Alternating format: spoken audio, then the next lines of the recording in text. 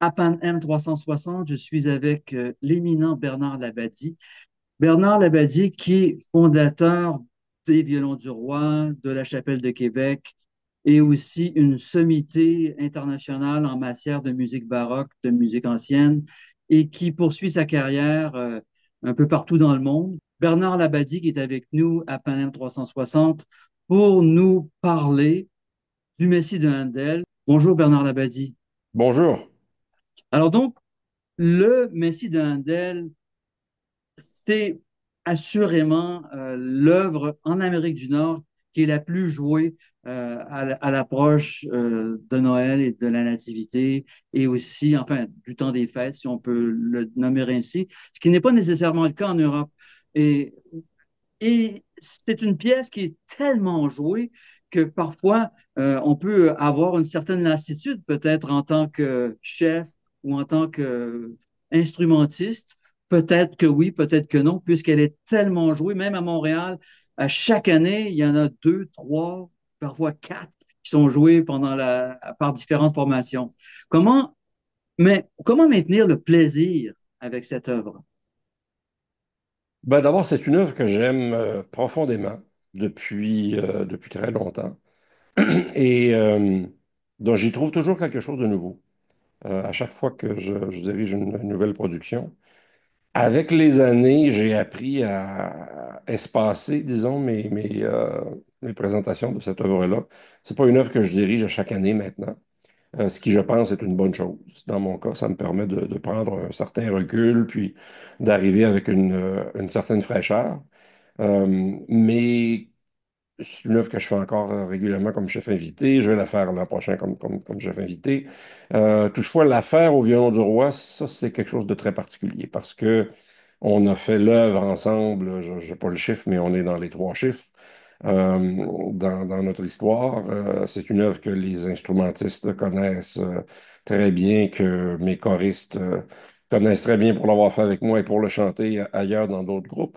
Alors, il y a quelque chose de très spécial de retourner ensemble en famille à cette œuvre-là qu'on traîne dans notre besace depuis toujours. Alors, quand on se met ensemble à faire ça, c'est un peu comme si on retrouvait nos repères, les repères qui sont les nôtres depuis longtemps, qui fait qu'on s'y sent à l'aise. J'allais utiliser l'expression vieille pantoufle, mais bon, ça serait considéré comme négatif. Mais il y a un confort qu'on a à se retrouver. Oui, Et les Américains parlent du comfort food. C'est c'est le- oui, c'est comme oui, une tarte tatin, c'est comme un mets traditionnel qu'on aime toujours retrouver. oui, en même temps, c'est très important comme artiste de pas avoir l'impression d'appliquer toujours une recette, de pas, de se re-questionner sur des choses qu'on a faites souvent de la même façon depuis longtemps. Et je me fais un devoir à chaque fois que je fais le Messie de me poser ces questions-là. Je ne vous dis pas que mon interprétation change de façon dramatique à chaque fois, mais elle évolue certainement. Et c'est quelque chose qui est absolument nécessaire si on veut garder la flamme. Évidemment, le Messie d'Handel est un puits sans fond en termes de réinterprétation. Ça serait intéressant, puisque vous l'avez fait plusieurs dizaines de fois, non seulement avec les Violons du Roi, mais avec plusieurs autres formations, que vous nous parliez de l'évolution de votre direction et de la façon dont vous approchez cette œuvre. C'est un work in progress, c'est un travail d'une vie, d'une certaine façon. Lorsqu'on retrouve une œuvre extrêmement importante, euh, on doit toujours se renouveler, comme vous l'avez mentionné, mais de quelle manière dans votre cas? Ce qui est mon repère, ce qui est mon point de départ dans toute la musique vocale que je fais, c'est le texte. Toujours le texte. Donc, c'est de toujours garder à l'esprit que même si c'est un texte que, dans certains cas, que le public a entendu des dizaines de fois, qu'il y a peut-être des gens qui l'entendent pour la première fois et surtout qu'il faut le leur présenter comme s'ils l'entendaient pour la première fois. Quand on garde ça comme objectif premier, euh, ça nous pousse à parfois ajuster des tempos, des approches, des phrasés, parce que Parce que le monde change. Alors, ce qui parlait directement aux gens il y a 7 ou 8 ans n'est peut-être plus ce qui parle aux gens maintenant. Je n'ai pas nécessairement d'exemple précis à vous donner de ça, mais je sais que selon l'humeur du moment, selon l'atmosphère, selon l'énergie, il y a des choses qui vont changer et qui vont changer non seulement d'une année à l'autre, mais même d'une soirée à l'autre, parce que c'est la nature de la musique qu'on fait arriver sur place. Là, en bon français, la musique live, qui n'est pas, qui n'est pas une musique enregistrée, qui est pas. On vit dans un monde aujourd'hui où on a l'impression que toute musique est enregistrée, que toute musique existe. On n'a en bon français, qu'à la streamer, qu'à appuyer sur deux boutons, puis elle apparaît sur notre téléphone, et que c'est quelque chose qui est là, qui existe en permanence. On oublie que ça, c'est quelque chose qui est récent dans l'histoire de l'humanité, hein. Ça fait à peine plus d'un siècle qu'on est capable d'enregistrer de Et de la musique. l'immobiliser, ouais. Exactement. Alors, pendant des siècles, la musique, c'était quelque chose qui existait seulement quand quand on prenait la partition et qu'on transposait les signes qui sont écrits sur la partition en musique véritable. Pour ça, ça prenait des gens qui étaient là en vrai, en personne, pour vivre l'expérience du partage, qui est celle du concert. Puis, dans le cas de la musique classique, on le fait avec le moins d'altération sonore possible, c'est-à-dire qu'on n'utilise pas d'amplification. Pour moi, il y a quelque chose dans ce processus qui est très ancien, qui est pour moi comme originel, qui est très important. Pour moi, c'est une rencontre qui est presque sacrée avec le public. Et Quand irremplaçable. totalement irremplaçable, et j'ai rien contre les enregistrements, j'en ai fait plusieurs Non. dans ma vie. Les enregistrements sont nécessaires pour se faire connaître et tout. Mais la vraie rencontre avec le public, elle se fait dans la salle au moment présent. Et ça, par nature, ça va nous amener à, à approcher une musique qu'on connaît déjà, qu'on a déjà travaillé de façon différente à chaque fois. Mais quand c'est une œuvre qu'on porte avec nous depuis, dans mon cas, depuis, je vous dirais, 35 ans. Euh, ben évidemment, on arrive avec un bagage plus riche, plus varié. Ça nous permet d'aller puiser dans ce bagage-là pour créer quelque chose qui est nouveau, puis qui est frais à chaque fois. Sinon, il n'y a aucun intérêt à se présenter et à dire on fait exactement la même chose que l'année dernière. Dire je veux que ça sonne comme l'année dernière. D'abord, c'est impossible parce qu'on n'a jamais les mêmes solistes. On n'a jamais exactement les mêmes membres dans le chœur. Et on se fait un devoir, notamment de varier les solistes, parce que justement, chaque soliste arrive. On a un quatuor de solistes dans le Messie, donc un soprano, un alto, ténor et basse. Chaque artiste invité arrive avec sa vision, sa conception de l'œuvre. Et ça enrichit notre conception collective et donc elle change nécessairement à chaque fois. Et aussi, l'ensemble, les instrumentistes ne sont pas exactement les mêmes que par le passé. Il y a toujours des gens qui prennent leur retraite, il y a des gens qui arrivent avec des façons de jouer qui sont différentes. Et donc, ça crée un son collectif qui est différent forcément. Et vous-même avez évolué en tant que chef. L'évolution n'est jamais terminée tant qu'on ne quitte pas cet univers pour toujours. Alors donc, il y a des gens qui demeurent statiques, mais c'est absolument pas votre cas. J'ai assisté à plusieurs de vos concerts et c'est effectivement jamais pareil. Et vous cherchez à vous renouveler et vous avez ce souci et ce stress obligatoire pour se renouveler. Oui, comme artiste, à partir du moment où on se met à refaire ce qu'on a toujours fait. C'est assez rare qu'on réussisse aussi bien. En général, quand on se donne comme objectif de refaire ce qu'on a déjà fait, on arrive toujours un peu en dessous. C'est Euh, vrai. donc, il faut viser autre chose. Oui, on dit toujours qu'il faut viser plus haut. Oui, il y a ça, mais en vieillissant, c'est pas nécessairement de viser plus haut ou plus loin, mais des fois, c'est de viser ailleurs. De chercher à explorer des coins de la sensibilité d'une œuvre qu'on n'a pas nécessairement partagé avec le public avant. Mhm. Essayons de voir, avoir quelques petits exemples de la nouveauté de cette année. C'est-à-dire que parlons des solistes, de la soprano Liv Redpath ou du contre-ténor Leston Davies ou du ténor Andrew Hadji ou de la basse William Thomas, par exemple. Ben, il y a deux de ces artistes qui font leur début au Violon du Roi. pour ce concert. La soprano Liv Redpath et la basse William Thomas n'ont jamais chanté avec nous. Moi, c'est même la première fois que je vais rencontrer William Thomas. Liv Redpath, je viens de travailler avec elle à Kansas City il y a quelques semaines. C'est une artiste que je connais bien, mais qu'on n'a pas encore eu le plaisir d'amener à Québec. Dans le cas de Yestin Davis, il était là, non pas la dernière, mais l'avant-dernière fois où j'ai fait le Messie avec les violons. Et quant à Andrew Hadji, j'ai fait le Messie avec lui, mais pas avec les violons du roi encore.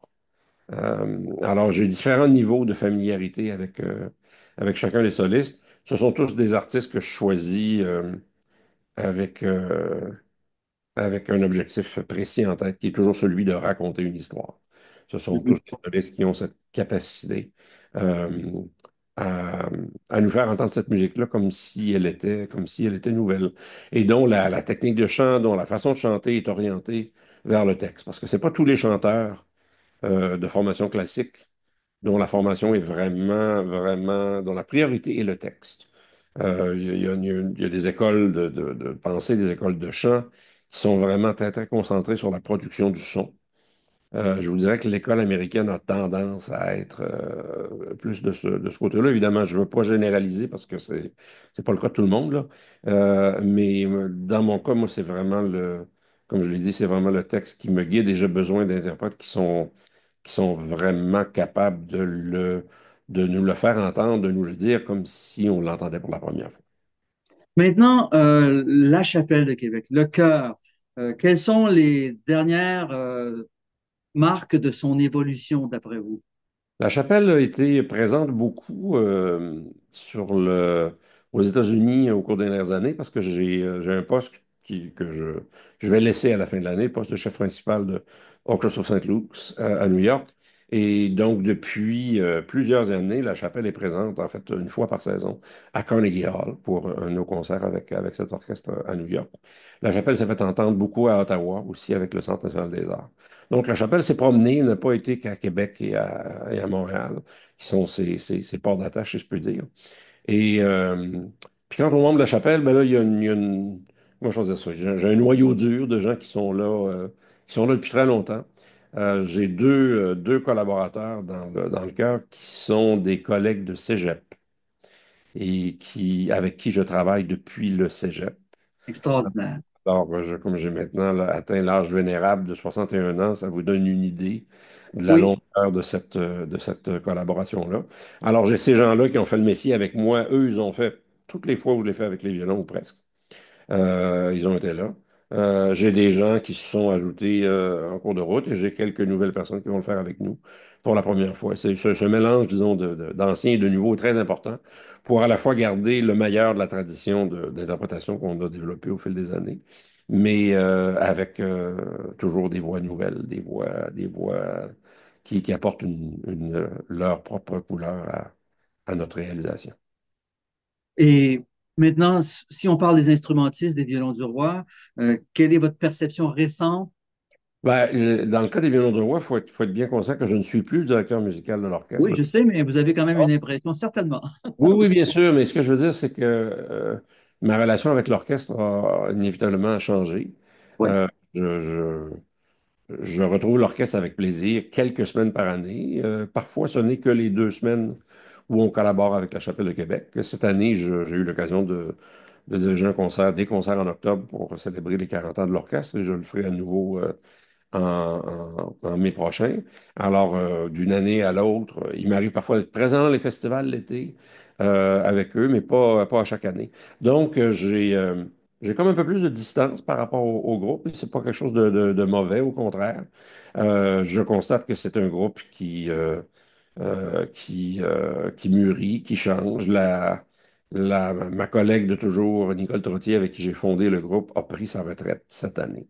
Elle est la dernière du groupe original d'instrumentistes à quitter le groupe.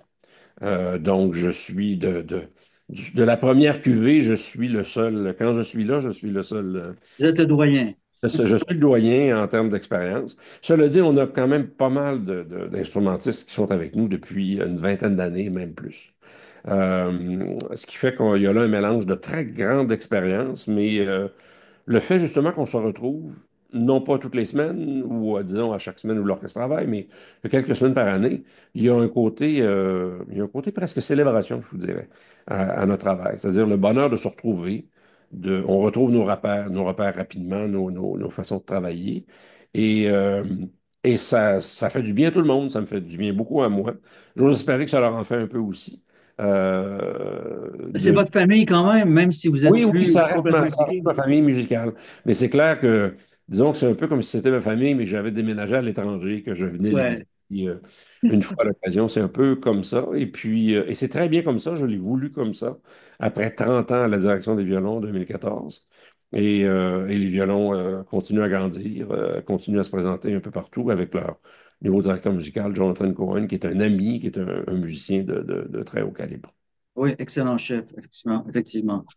Maintenant, essayons d'expliquer pourquoi le Messie de Handel demeure l'œuvre maîtresse de la fin de l'année, c'est-à-dire la nativité, enfin tout ce qui est autour, et pourquoi c'est toujours l'œuvre la plus prisée, alors qu'il y en a d'autres quand même, des grandes œuvres qu'on peut jouer à cette époque-là de l'année et qui sont relativement équivalentes. Je sais pas moi, euh, les œuvres de Bach pour Noël, par exemple, sont extraordinaires. Il y en a d'autres.